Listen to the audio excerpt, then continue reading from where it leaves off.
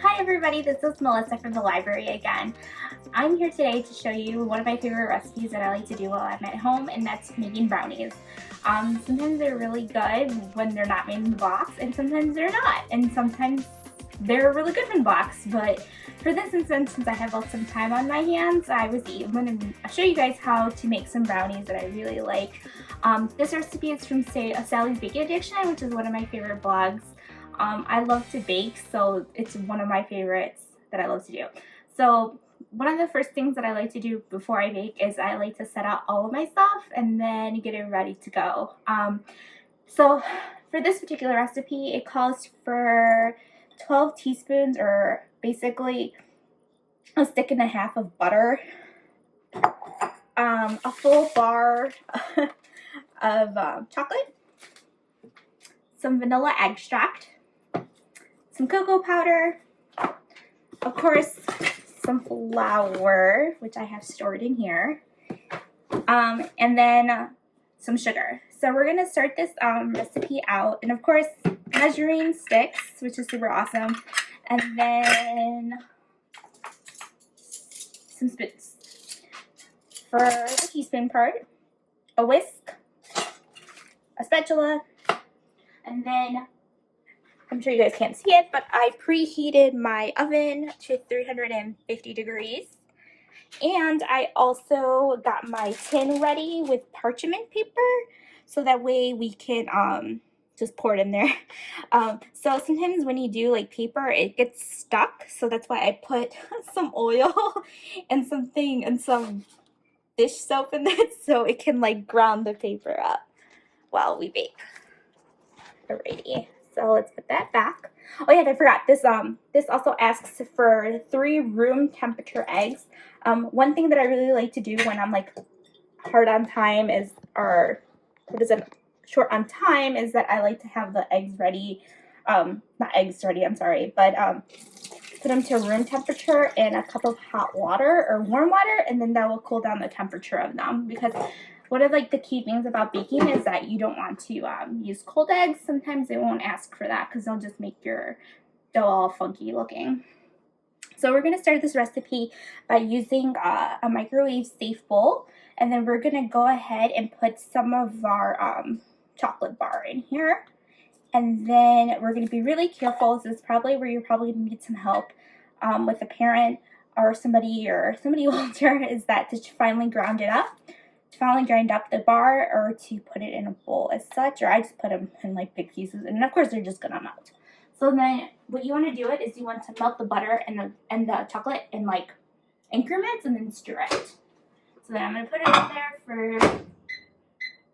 for 50 seconds, and then I'm going to stir it with my whisk here. So it's going to be a process. So I'll be back in a couple minutes to show you what happens.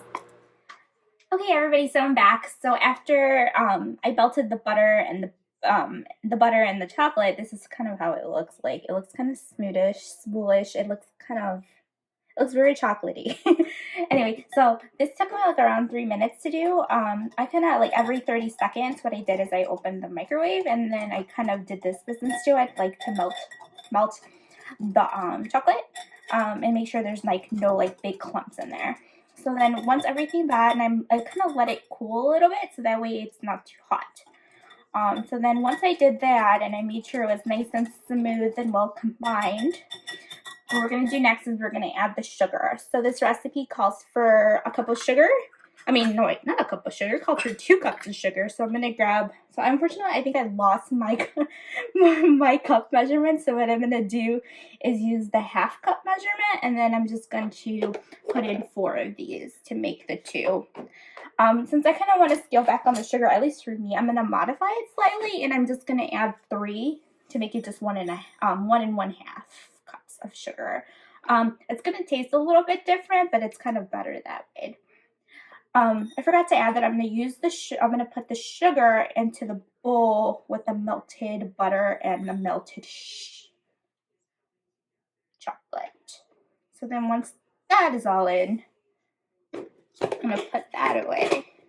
And then I'm going to grab my whisk again, and then I'm just going to smooth it out until well combined. It's going to look like a hodgepodge of a mess, but hey, it's not always perfect. So then I'm just going to whisk it until smooth or well combined. I haven't had a brownie in forever, so it's kind of in the mood for them. For this recipe, you don't necessarily have to use a mixer or any of that stuff. You can do this by hand, which is just a little bit more fun, I think, to do it by hand. So then I'm gonna mix it in. And then it's gonna look like that. As you can tell, it looks nice and smooth and well combined. So then the next step after this is to add our eggs and our vanilla. So I'm gonna put this to the side-ish somehow, so it's not all over the place. And I'm gonna crack my eggies in here. That.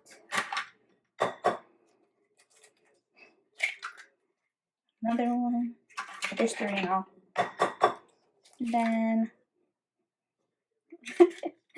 And then this, we're gonna put 2 teaspoons of vanilla extract.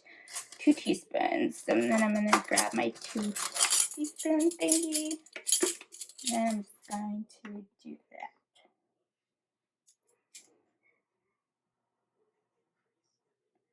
Once I got those all in, I'm going to put my, close that up. I'm gonna grab my whisk and I'm just gonna combine these slowly but surely.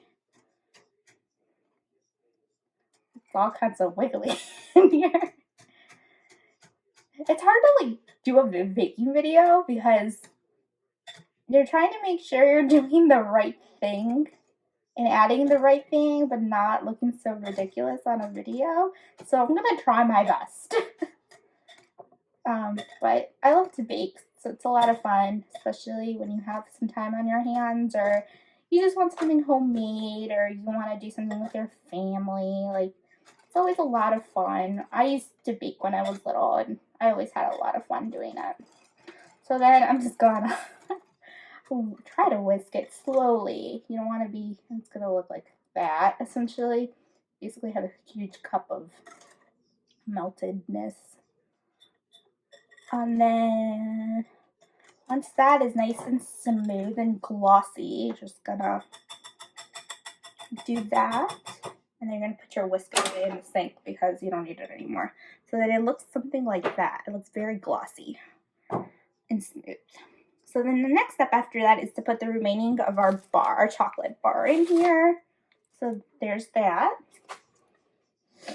Then we're gonna put our cocoa powder in, some more chocolate. So this recipe calls for a cup of unsweetened cocoa powder, which is, I got the Hershey one, so I like Hershey's. Oh my god. You can't never have too much chocolate. Oh my god, I think I got it up my nose. Okay. So there's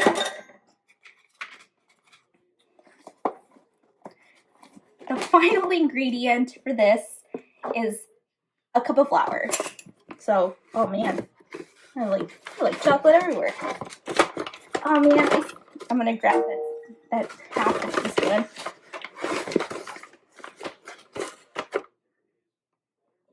There's my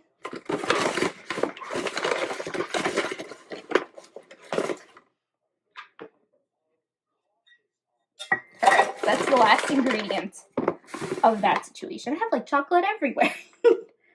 Next thing, what I'm gonna do is I'm gonna grab my rubber spatula and I'm gonna slowly but surely blend it until smooth.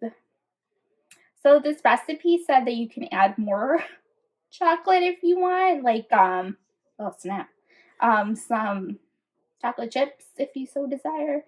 But for me, this is enough chocolate. So unfortunately, I'm the only one that lives here. I live by myself. So unfortunately, I'm not gonna be able to eat the whole thing of brownie pan. I mean, some of you might, but that's on you. But the recipe says that you can put it in the refrigerator for up to a week and they'll still be good. That'll be fun, for at least for me, because I don't think I need the whole thing. As you can tell, it's very messy, no doubt, very, very messy. But you want to make sure everything is nice and neatly combined. It's gonna look kind of gross. It looks, don't even want to know what it looks like. It looked very clunky. It's not going to be as smooth as it was before. I don't think I expected it to be perfect, but hey. You just want to fold it in there. Once you got everything nice and combined, who needs to make homemade brownies in just one bowl?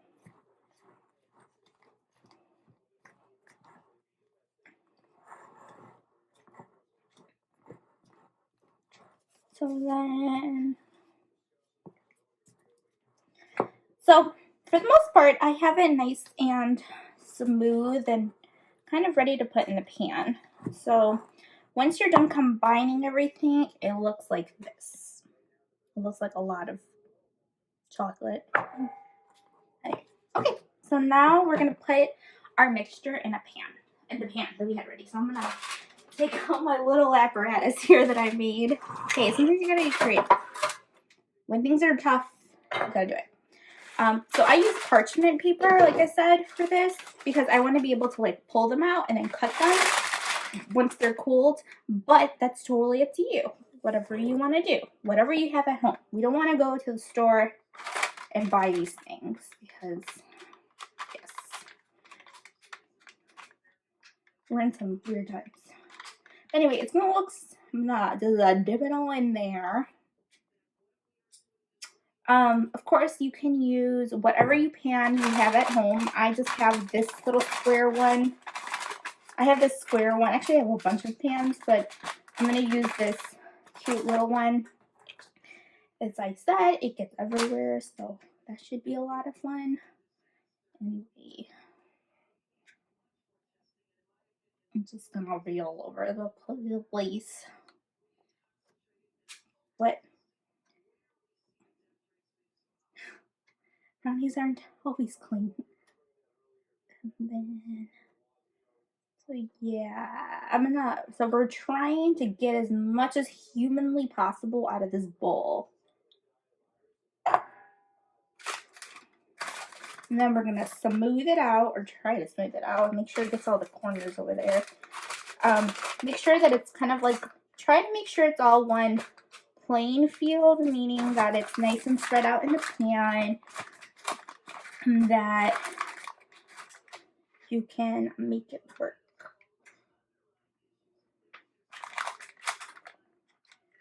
And then you're done. Do not recommend doing that. So then it looks like that, kind of. So then once you have it ready in here, we're gonna go put it in the oven, the preheated oven, for 350 degrees. Doesn't matter what rack, and then for 30 minutes. So I'll meet back with you in 30 minutes. 30 minutes, yes. And we'll go ahead and see what we made. All right, friends, our brownies are done and they look amazing. Do not mind the gaping hole in the middle. I just couldn't help myself from picking at them. That's what they look like. I have it on my cooling rack right here, and I basically just took it out of the pan and I plopped it on here. So obviously you want to cut these cookies up into squares or however you want. And we'll see what happens. The recipe says that they're good to go. They're good at room temperature for a week. However, like I said, I like to put them in the freezer. I mean, not the freezer, the refrigerator. And then you can put them in the microwave and they're nice and gooey and they're super good. But whatever floats your boat is good for me. So I'm just gonna twist this and then put it in the middle. And then Life is Good. And then I like the ends. They're my favorite. And there they are. A nice steaming hot brownie. Nice and fudgy and good enough to eat.